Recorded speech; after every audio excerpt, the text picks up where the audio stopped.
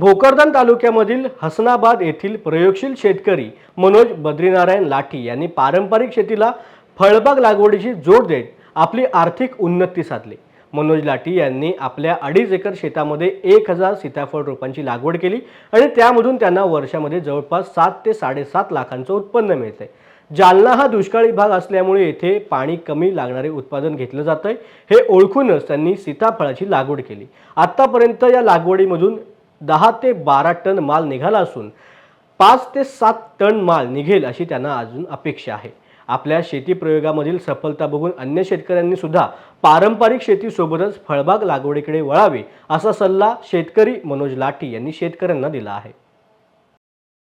नमस्कार माझ्या शेतकरी मित्रांनो, माझं नाव आहे मनोज बद्रीनारायण लाठी, राहणार हसनाबाद, तालुका भोकरदन, जिल्हा जालना। मी सीताफळ लावलेले 1000 झाड आणि सीताफळ लावायचं कारण म्हणजे भरपूर जण म्हणत होते की सीताफळाला पाणी कमी लागतं, उत्पन्न चांगलं आहे। या बेसवर मी सीताफळ लावले, 1000 झाड लावलेले आहे आणि कलमा गेवराई बाजार अशोक जोशीकडून आणलेले आहे आणि कलम मला वाटतं 70 रुपयाला कलम दिली त्यांनी मला त्या टायमाला। मग मी 1000 झाड लावलेले आणि बेस्ट भरपूर चांगलं आहे। बोलायचं मतलब पारंपरिक पिकं पडता सीताफळ हा चांगला पीक आहे। किती उत्पन्न झाले तुम्हाला यावर्षी? यावर्षी माझं जवळजवळ 10-12 टन माल गेलेला आहे आणि अजून 5-7 टनच्या पुढं निघन माल माझा।